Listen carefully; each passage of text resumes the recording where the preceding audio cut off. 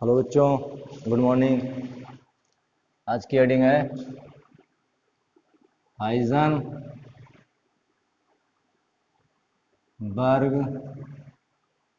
की अनिश्चितता का सिद्धांत।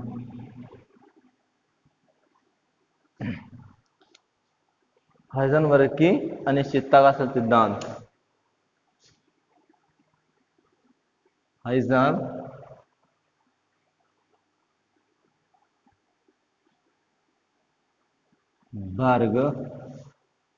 अनसर्टेनिटी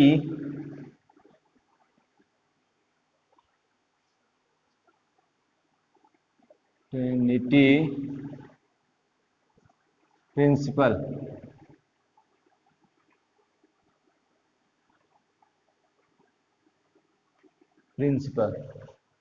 ठीक है ना।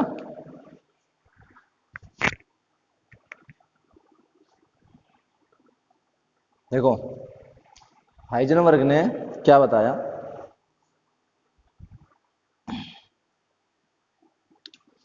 सन 1927 ईस्वी में हाइजेनबर्ग ने,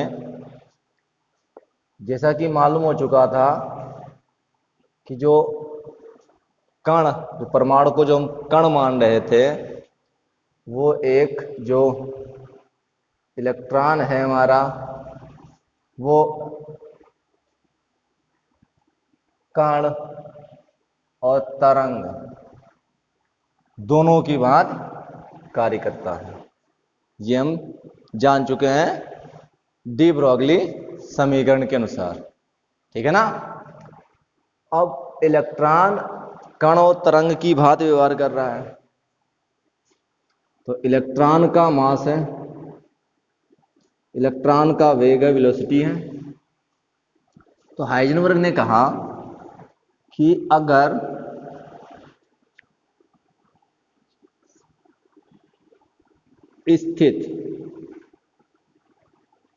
अगर मैं परमाणु के अंदर बता दूं कि इलेक्ट्रॉन यहां पे है, मैंने इलेक्ट्रॉन की स्थिति का पता लगा लिया कि इलेक्ट्रॉन यहां पे,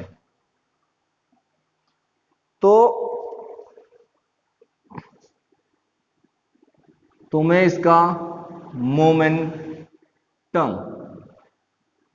संवेग नहीं बता सकता।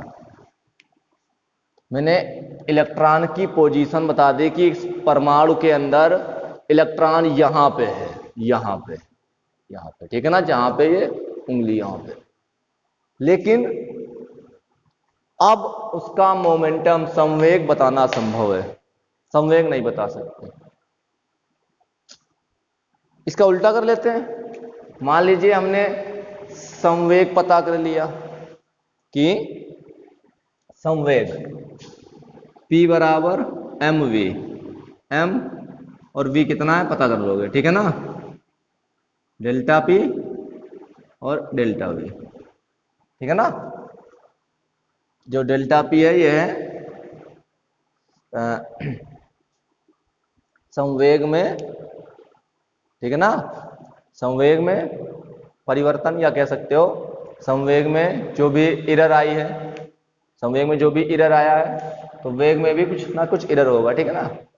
तो उसका मास तो वही रहेगा, मास था, वेलोसिटी थी, कितने वेग से इलेक्ट्रॉन घूम रहा था, वो मास, उसका मास कितना है, मैंने कैलकुलेशन की, डेल्टा पी निकाल लिया, मतलब एरर ऑफ डेल्टा पी, संवेग मोमेंटम निकाल लिया गणना करके।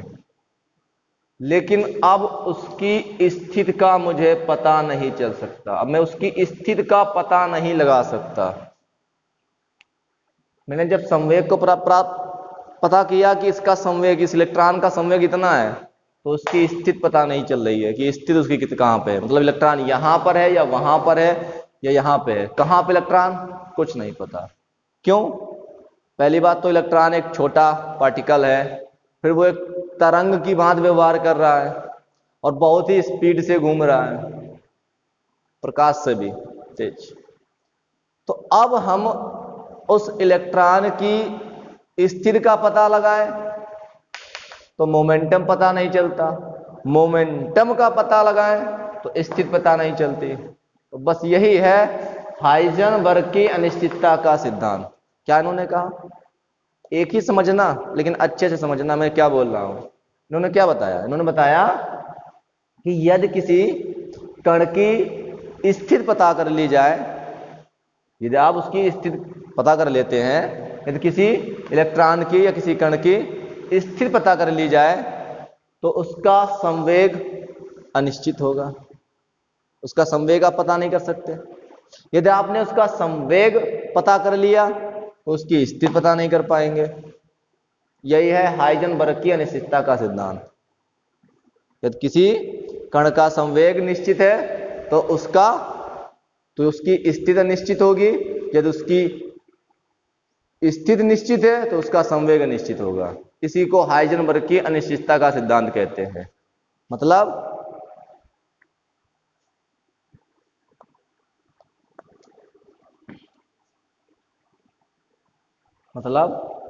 मतलब ये निकल के आया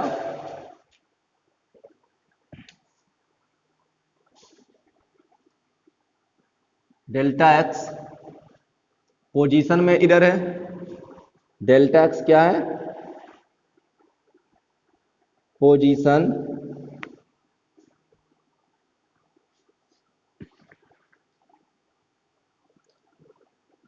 error of position. Delta P क्या है, एरर ऑफ मोमेंटम।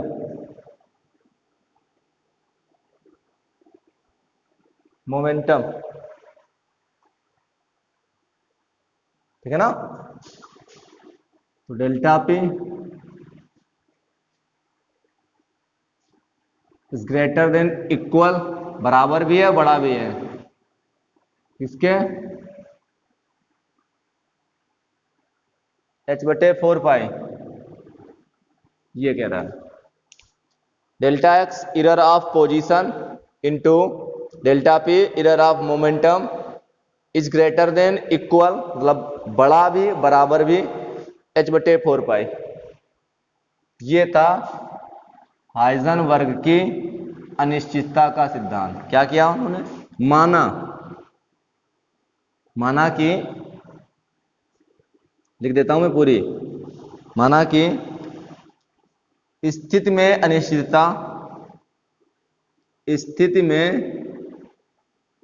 अनिश्चितता डेल्टा एक्स तथा संवेग में अनिश्चितता डेल्टा पी है, तब हिंदी लिखना, तो ये बेटा हिंदी लिखिए सीखिए। ये स्थिति में अनिश्चितता, ये संवेग में अनिश्चितता, तब ये सूत्र लिखना है। तो पहले हिंदी लिख लीजिए इसकी, फिर मैं आपको दिखाऊंगा। लिखिए, हाइजेनबर्ग ने क्या बोला, देखिए हाइजेनबर्ग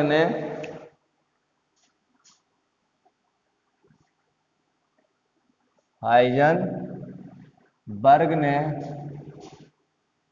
सन 1927 ईस्वी में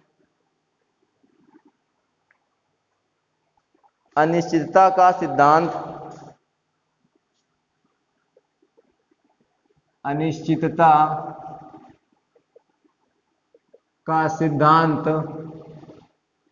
प्रतिपादित किया।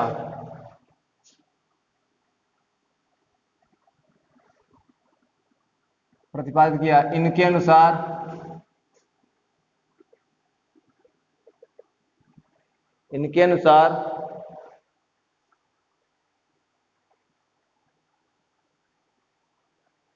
कामा इनवर्टर कामा के अंदर लिखना, कामा इनवर्टर कामा के अंदर लिखिए, किसी गतिशील किसी गतिशील अतिसूक्ष्म कण, किसी गतिशील अतिसूक्ष्म कण जैसे ब्रैकेट के अंदर इलेक्ट्रॉन, प्रोटॉन, न्यूट्रॉन,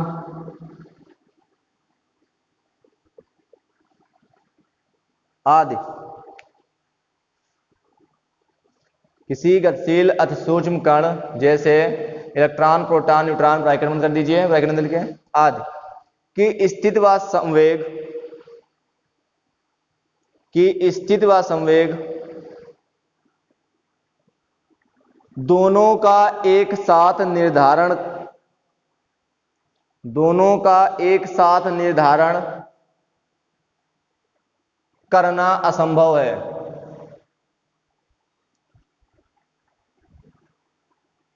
दोनों का एक साथ निर्धारण करना असंभव है। यदि यदि यदि किसी कण का,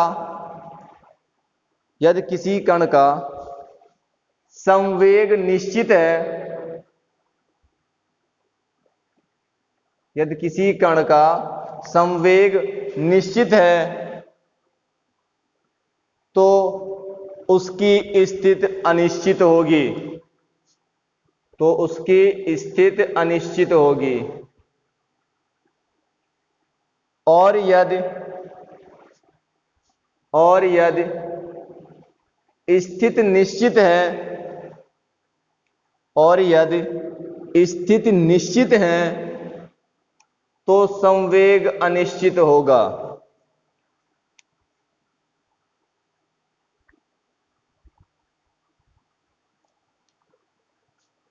इसे हाइजेनबर्ग की अनिश्चितता का सिद्धांत कहते हैं।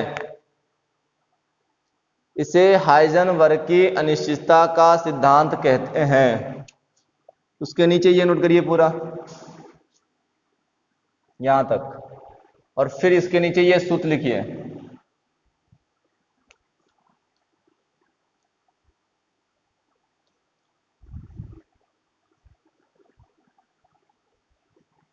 हो गया?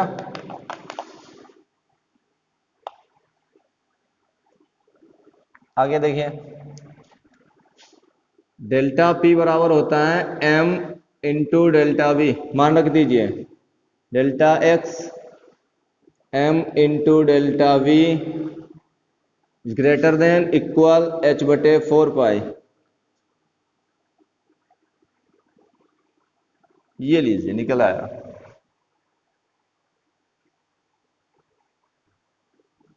पता है ना डेल्टा एक्स क्या है? स्थिति में अनिश्चितता,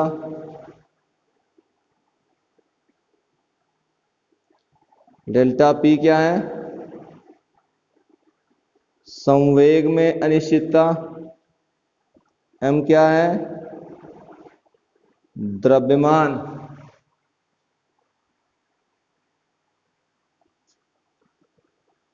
h प्लांक स्थिरांक। ठीक है ना?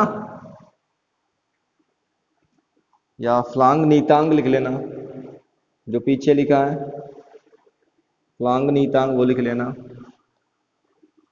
स्थिरांक या नीतांक जो भी लिखना चाहो। Planck constant. हो गया?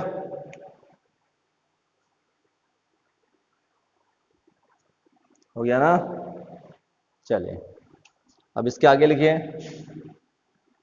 यदि डेल्टा पी बराबर 0 हो तो, देखिए मान लेते हैं डेल्टा पी मैंने निकाल लिया, डेल्टा पी मुझे मिल गया 0 प्राप्त हुआ, तो क्या मैं डेल्टा एक्स पता कर सकता हूं कि डेल्टा एक्स की वैल्यू कितनी होगी? चेक करते हैं। सूत्र है delta x delta P is greater than equal h/4 pi. Delta x ये गुणा में इधर बटे में जाएगा, delta P equal greater than equal h बटे 4 पाई इंटू डेल्टा पी का मान 0, डेल्टा एक्स किसी भी संख्या के नीचे 0 होने पर उसका मान इन्फिनिटिव। ये देखिए डेल्टा एक्स का मान अपरिभाषित है, अपरिभाषित इन्फिनिटिव है, मतलब स्थिति आप पता ही नहीं कर सकते हो। स्थिति क्या पता कर सकते हो? अनिश्चित है, कहाँ है किसी को नहीं पता। इसी प्रकार डेल्टा एक्स बराबर 0 हुआ तो क्या हुआ? Delta x into delta P is greater than equal h बटे 4 पाई। तो डेल्टा पी निकालूंगा h बटे 4 पाई, ये इंटू में आ जाएगा, गुणा में लिखा है। तो delta P is equal h बटे 4 पाई और इसका मान 0 और ये पूरे का मान क्या हो जाएगा? इन्फिनिटिव, अपरिभाषित। तो अगर मैंने डेल्टा एक्स का मान निकाल लिया यानी कि इलेक्ट्रॉन की स्थिति पता कर ली, तो डेल्टा पी का मान अनिश्चित आ रहा है, अपरिभाषित आ रहा है। तो इससे स्पष्ट होता है कि अगर हम संवेग पता करेंगे तो हमसे स्थिति छूट जाएगी, वो नहीं पता कर पाएंगे। स्थिति पता करेंगे तो संवेग छूट जाएगा। क्या बात क्लियर हो चुकी है आपके दिमाग में? ये नोट करना उसी के नीचे है आपको।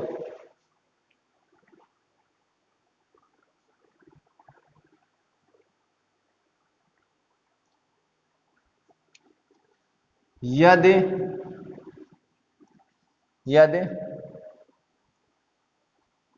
स्थिति,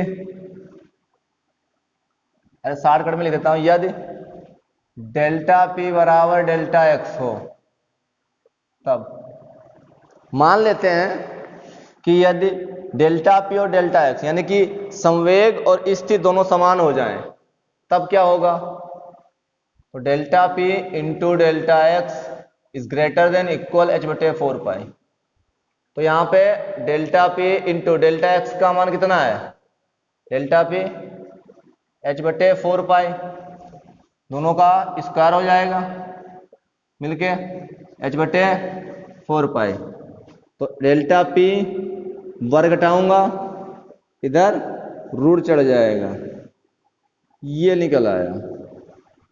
डेल्टा पी बराबर या डेल्टा पी इक्वल और बराबर जो है आपका अंडर रूट h बटे 4 पाई इज ग्रेटर देन और इक्वल, इज ग्रेटर देन और इक्वल पढ़ते हैं इसको, ठीक है ना? इसको भी नोट कर लीजिए।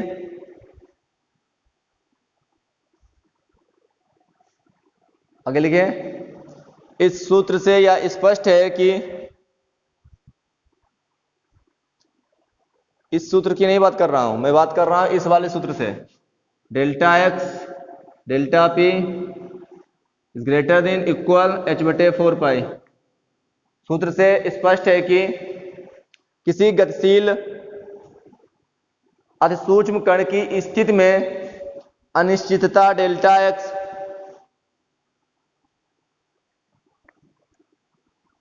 उसके संवेग में अनिश्चितता का गुणनफल, उसके संवेग में अनिश्चितता डेल्टा पी का गुणनफल h बटे 4 पाई के बराबर या इससे अधिक होता है, बराबर या इससे अधिक होता है। नई लाइन से इस सिद्धांत से यह स्पष्ट है कि, इस सिद्धांत से यह स्पष्ट है कि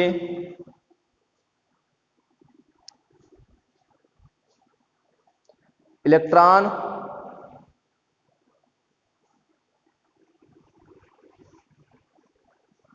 कण की स्थिति, इलेक्ट्रॉन कण की स्थिति ठीक ठीक निर्धारित कर ली जाए तो उसके संवेग में अनिश्चितता होती है।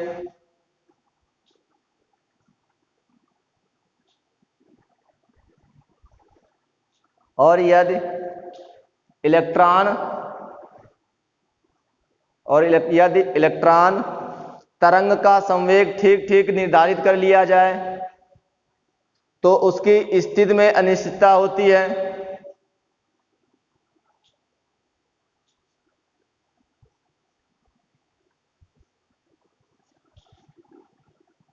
नई लाइन से नोट करके एक पॉइंट लिख लीजिए, नोट करके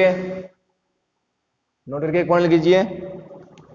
यह सिद्धांत केवल अति सूक्ष्म कणों पर लागू होता है। यह सिद्धांत केवल अति सूक्ष्म कणों पर लागू होता है। हो गया?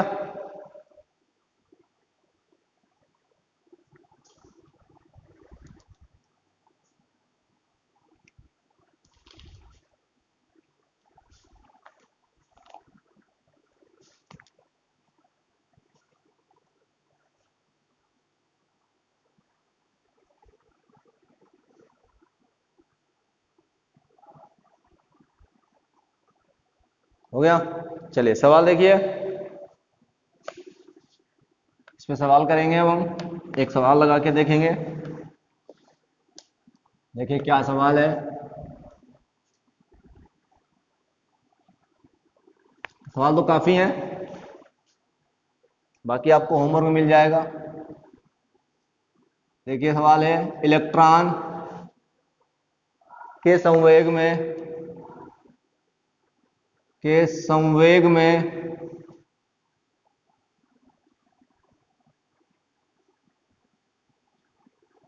अनिश्चितता, इलेक्ट्रॉन के संवेग में अनिश्चितता ज्ञात करो।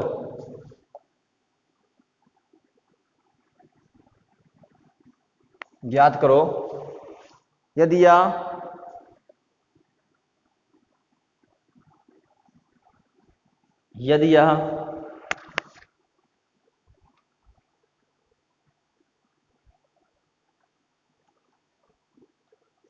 1×10⁻12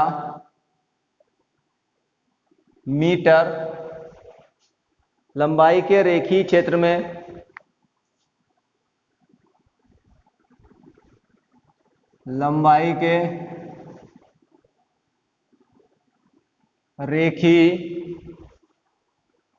में विचलित हो।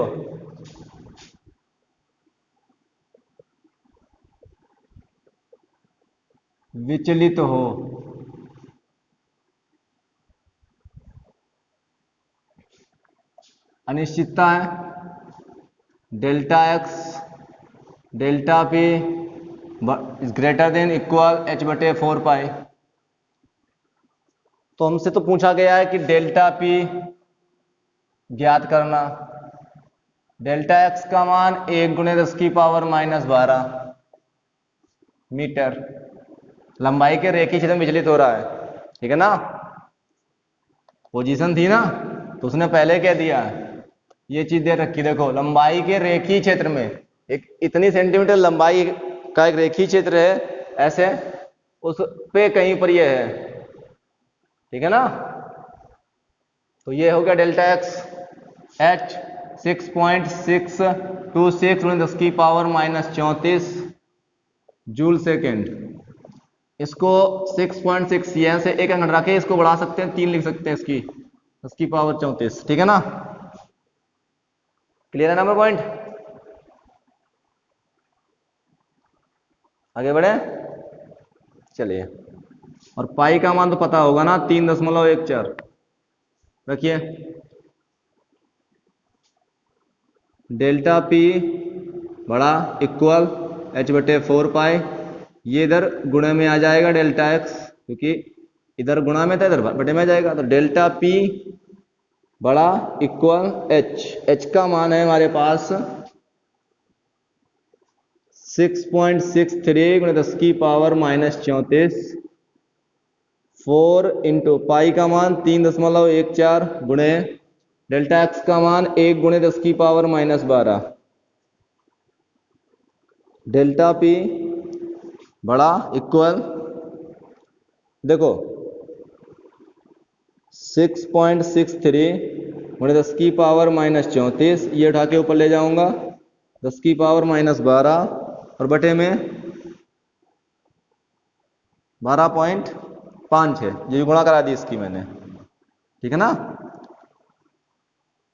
अब इसको इससे भाग कर लेना, मैं आपको आंसर बता देता हूं, डेल्टा पी। आप चाहे तो ये निशान लगा सकते हैं बराबर का, उससे कोई फर्क नहीं पड़ता है, ठीक है ना, ये बराबर निशान लगा सकते हैं। तो डेल्टा पी और जो बराबर आंसर आएगा वो आपका आएगा 5.27 गुणे 10 की power minus 23 kilogram metre square प्रति सेकेंड, ठीक है ना।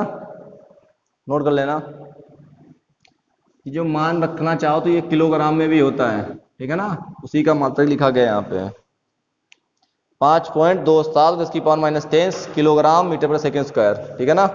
डेल्टा पी आप गुणा भाग करके बताना कि आपका आंसर सही है या गलत है। इसके जो सवाल हैं वो मैं अगले वाले वीडियो में और भी करूंगा, ठीक है ना। धन्यवाद।